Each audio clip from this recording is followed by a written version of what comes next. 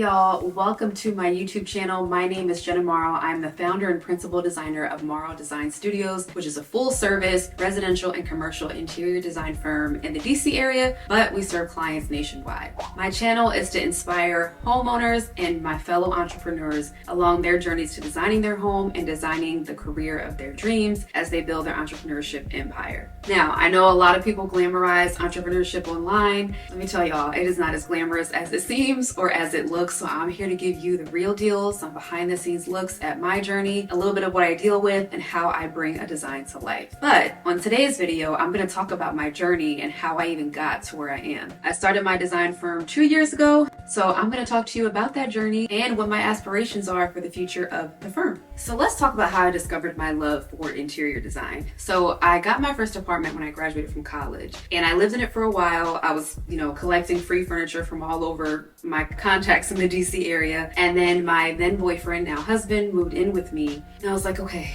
let's spruce this place up a little bit. And so we put our money together, bought very inexpensive items, but we made it feel like home. It was so cozy. It was blue. It was beige. It was just perfect for the two of us. And it was a very small place, so it wasn't like we could do much, but we did the best we could. And when we executed, I was like, this is actually pretty nice, and cozy. We loved it. Fast forward to 2016 when we bought our first house in Maryland, and it was not a fixer-upper in the sense of needing a gut job, but it needed a facelift. It wasn't our style. It was an aesthetic of an older couple, and so we wanted to make it feel and look like us. So we took on the task of DIYing the entire house.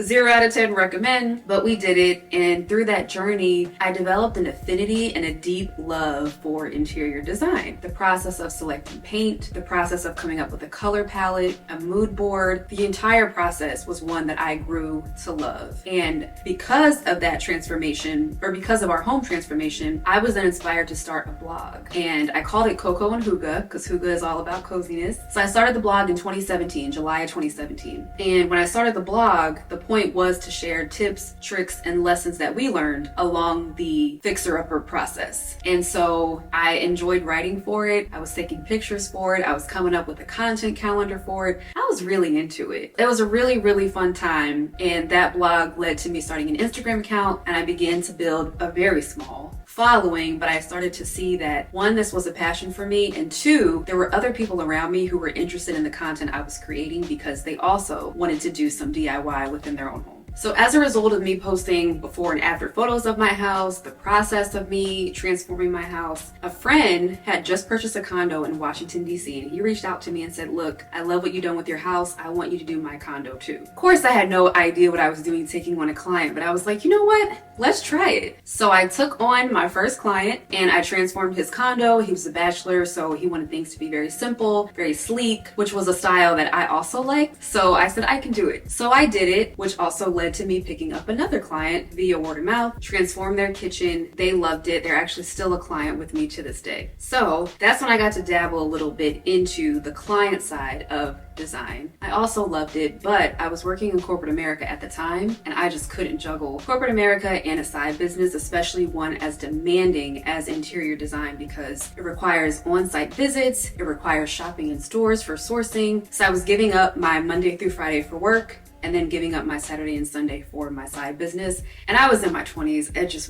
I wasn't interested in that at the time. But despite not having the time to commit to the two, I still stayed connected to my blog and to my Instagram account because that was something I could easily do 5 to 9 right after my corporate job. And I got home and got settled. So continued the blog. And then in 2020, I was pregnant. It was the pandemic. I was forced inside. I also have multiple sclerosis. So I'm high risk in terms of COVID-19. So when I say I was on lockdown, I was on lockdown. And my husband was like, you're not going anywhere.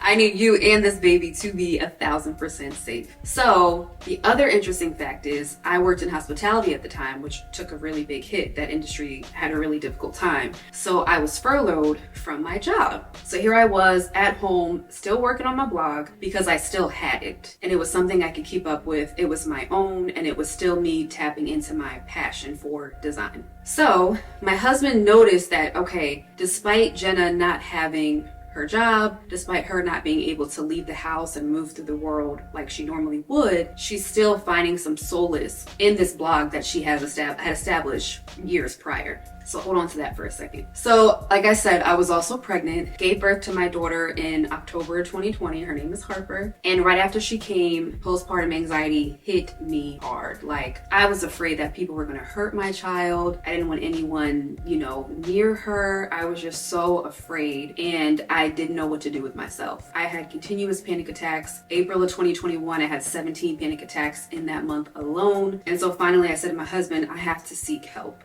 And so I did. I found a therapist who then led me to a psychiatrist. And between the two of them, they helped me come up with some coping mechanisms to help me come out of these panic attacks. Because what I've learned about anxiety is you get anxious, like your thoughts are bringing you either to the past or to the future. And so when you're having those moments, it's very important that you ground yourself in the present. And that's what I didn't know how to do. One technique they gave me was the 5-4-3-2-1 method. The point of that method is to use your existing environment to bring you back to the present. So specifically, I had to find, I'm probably gonna get this wrong, but 5 things I can see, 4 things I can touch, 3 things I could hear, 2 things I could smell, and 1 thing I could taste. And so that, again, would help ground me. And so, of course, because of the pandemic, I was stuck in the house and I had to do this method in my own home because there was nowhere else I could go. And so in the process of doing that, I realized I'm not really using my home the way I should be. I haven't decorated it the way I want. It needs to tap into all 5 of my senses. How do I make this happen? And that's when I said, this is a pandemic. I know I'm not the only one having mental health issues. How can I bring this level of balance to people around me who are also forced in the home, having panic attacks, or just having trouble being in the home, cabin fever? How can I help them to tap into all 5 of their senses too within their immediate environment at home? So that thought led me to consider how I can bring that to potential clients by way of intentional interior design at that. I got called back to work, and while I was working, this was early 2021, we had just had the baby. And again, pandemic, so we had no help. It was just me and my husband. I'm on a work call on Zoom, and my husband is in the room next to me with the baby. So he overhears, some of the Zoom call and just kind of what we're talking about, and even like the energy on the call. He takes note of everything that he heard in the few minutes that he was in the room adjacent to me. And when the call ended, he said to me, that's not the kind of work you should be doing. Like, you're too talented for that. Just listening to how that conversation went, that's not for you. And I was like, well, I agree, but what is for me? And I was like, I'm still trying to figure it out. Because I have been networking with different teams within the company prior to the pandemic to find a new place to land, because I knew the work I was doing on that current team just wasn't cut out for me. So in that moment, I'm like, well, I don't really know what else to search for with the world being upside down like this. And so he said, I think you need to do interior design full time. Like, I saw how much it helped you when we were going through the pandemic in 2020 and you were furloughed and pregnant. And I think you need to give it a try. And I was like, we just had a baby. Like, are you not living the same life I'm living? And he said, I know, but I got us. Like, try it. And I'm a woman of faith. And so I was like, okay, well, you're saying try it. That's one thing, but it's God telling me to try this. And I felt him sending me signs that I should try it before my husband even said that, but I ignored them because I was like, I like my job, I like my team, I like the pay. Why would I walk away from it? And so after my husband said that and we had that conversation, I started praying incessantly, like, God, please send me a sign. But I'm also type A and I have anxiety. So I was like, God, can you send me a SWOT analysis, a financial prediction sheet? I wanted all these things before I pursued entrepreneurship full time. And faith doesn't work like that, right? So God sent me signs. And every time I got a sign, I was like, I don't know if I heard that right. Can you send me one more? And so I would ask God for all these signs. And so finally, he was like, girl, I've sent you so many signs. This is the last one. You need to quit your job today. And I forget the date. I want to say it was June 30th. But I was in the living room with Harper, and I had a meeting coming up with my boss at 3:45. I texted my husband and said, I'm doing it today at 3:45. And so I got on with my boss, and I told her that I was resigning and I would give them a month's notice. So I was willing to stay on as long as they needed me. And when I said it, she goes, I'm so shocked. I was like, I am too. I can't believe I just did that. And so we had this conversation. She was like, well, what's the name of the business? And I was like, I don't know. I was like, I'm thinking the Morrow Home. That was all I had. I had nothing else because I still had my blog, but in terms of a design business, I had nothing. So she was like, okay. So we determined what my last day would be, had my last day at work, and then I submitted my information for my articles of incorporation to become an LLC. Those were approved. I got the approval on August 2nd, so I count that as the anniversary of my business. But that's how I resigned from my job. I stayed there until the end of July and bid them farewell, and then went right into starting the business. Coming up on 2 years this August, and it has been quite the journey. Before I get into that though, I want to talk about just having the audacity to bet on myself and quit stability for uncertainty. I will tell you, it is not easy. It is incredibly scary because you have no idea what's going to happen day to day. You don't have someone to affirm you on a regular basis when you're the boss. In terms of entrepreneurship, you don't have a superior to affirm you within your business. You have clients who you'll hear from when they're unhappy. You'll have clients who give you a hard time when they're not willing to just take your expertise and listen to it, but you don't have anyone above you to say, you know what, you're doing a really good job. And that was one difficulty that I really had to grapple with because words of affirmation is my love language. And I didn't have anyone to give me that within the business and within the industry. So that was one big thing. The second thing, and I told my therapist this after I started the business, when you're an entrepreneur, at least in the early stages, those first few months, there's no one telling you what to do. In corporate America, someone else is always scheduling the meeting or recommending that you schedule a meeting for the team. When you start your entrepreneurship journey, you sit down at that desk like, okay, my day has no structure now. How am I supposed to structure it? So I also really grappled with that because again, type A, anxiety, I like planning, I like structure. I didn't have that in the beginning, so that was also extremely hard. But the thing I did have from the start that I still have now is the audacity to bet on me. And so if you're considering entrepreneurship, and you've heard 1,000 times that it's hard, but I also encourage you to figure out, what do you want your day-to-day to look like? Because there isn't anyone telling you how it should look. That's your responsibility now. And then also, how can you build a community and a tribe of other entrepreneurs so that you all can affirm each other as you're building your empires, as you're establishing and nurturing your visions for your business? That's really important and something it took me a little time to do, but I'm finally there now. So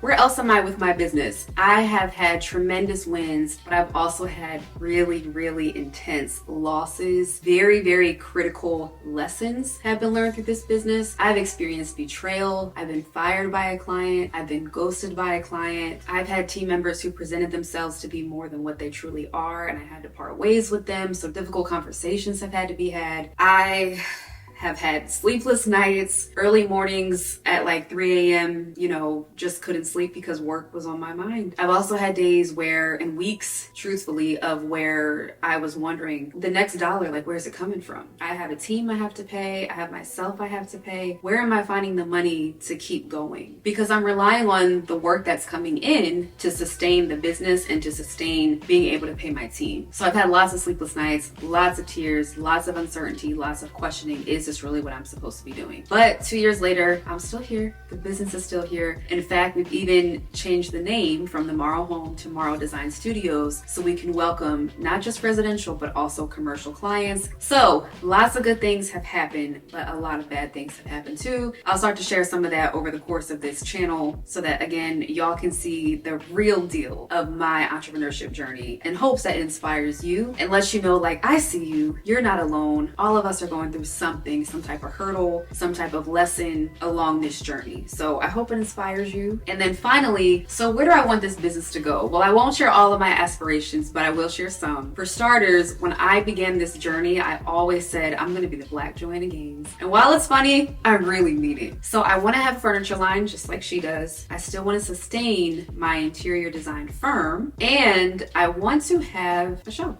I don't know where. I don't know what it's going to be. It will be about design, but I don't know what aspects, but those are 3 things that I do aspire to have and do with the future of the business. I'm also a mom of a toddler, and as you can see, I have another one on the way. So with those responsibilities, I have to make sure that all of these things that I do aspire to accomplish work within my family structure. So I'm very meticulous, in particular, about how I structure the business and when I execute on certain aspects of it. But nonetheless, this is my channel, so I can bring y'all on the journey journey of bringing my aspirations to life. I'll bring y'all with me through every step of the way. Thank you so much for watching. If this inspired you or just interested you in designing for your home or for your entrepreneurship journey, I invite you to subscribe to my channel because more content is on the way. Thank you for watching, and I will see y'all later.